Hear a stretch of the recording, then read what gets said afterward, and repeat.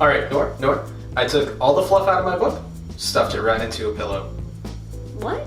You know, I now have a great book and a great pillow. Best sleep of my life. Did you use the pages? Yeah. That's not good. My book's just a little tattered and torn up. It's fine.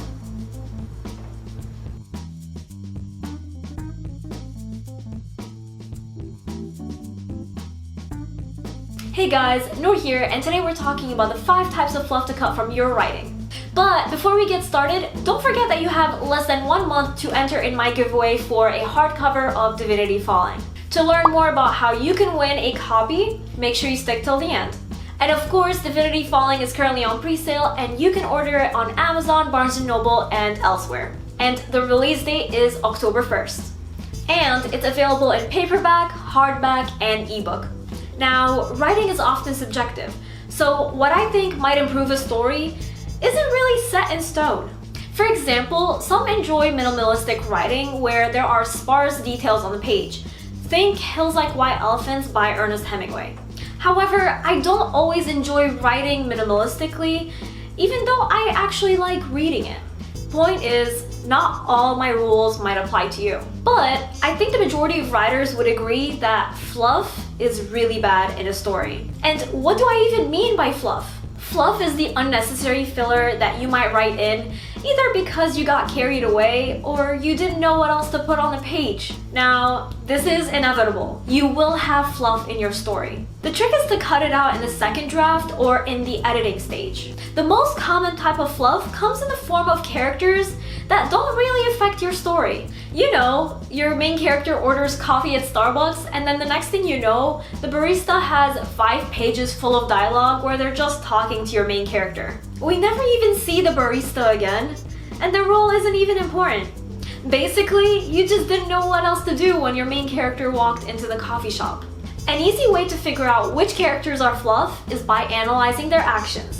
Then ask yourself, if you remove the character from the story entirely, will everything else change? And if the answer is no, then they're fluff and they have no purpose and no reason to be in your story. Now, of course, your main character can have parents, siblings, or friends who are just in the background. They don't play a big role, but they're just there to show us our main character's everyday life. Those characters are fine to the story. They're not exactly fluff. Another type of fluff to cut from your story is any subplot that doesn't contribute to the plot. For example, if your main character discovers that she has magical powers, that's part of the main plot. And if your character goes on a date, that's a subplot. But if that date has nothing to do with magic and doesn't drag the story forward, then that subplot is fluff. Don't get me wrong, love interests are usually great subplots. But I'm not talking about love interests here. I'm talking about a boring date that our main character forgets about immediately and whom we never see ever again. Unless you're trying to prove that our main character has a hard time connecting with others, this scene can go. The conversation with the barista at Starbucks is also a fluff subplot. If those can be removed from your story without changing anything else, then they're not necessary. Sometimes your characters stumble upon people and only exchange a few words, but that makes a lasting difference. And sometimes they have long conversations that need to be torn up out of your story. Now, another type of fluff is having too many paragraphs or even sentences in a row that just describe a setting or a character or a thought. Not only is that boring to read, it doesn't add any value to the plot. That's just you getting carried away and not knowing when to stop with descriptions. Okay, but that's an obvious fluff. Here's another fluff that we don't usually think about, but it is a bad fluff.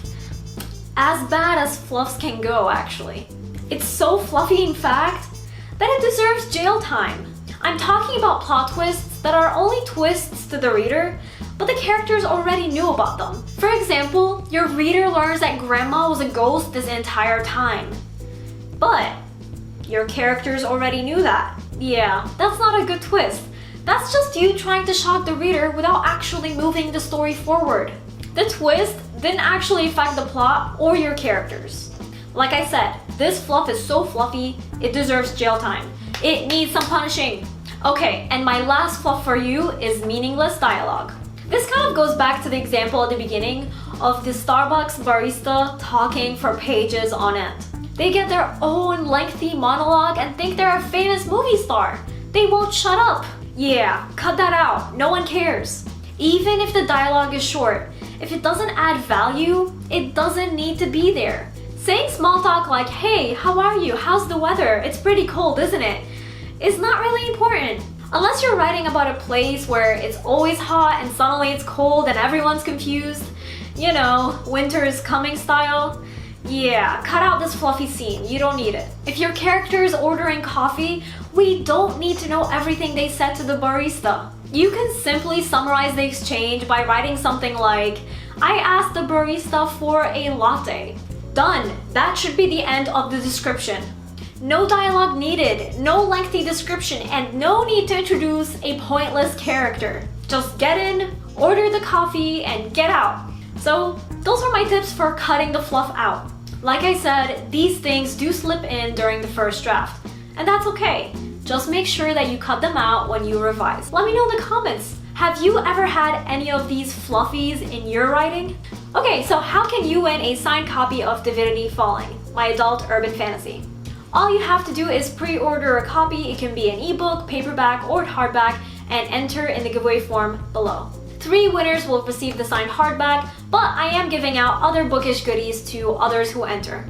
And I will be selecting the winners on the book's release date, which is October 1st. But everybody who enters is a winner because all of you will receive the first 5 chapters of the novel in advance before anyone else. Plus, you will be supporting the success of my book. And lastly, I just want to thank all of you who already pre-ordered a copy and entered in my giveaway. And again, the giveaway form is in the description. Make sure you sign up. And make sure you follow me on social media. I'm on Twitter, Facebook, Instagram, and Goodreads. That way you can get updates on anything related to my book, giveaways, and more. And remember, Nour for president!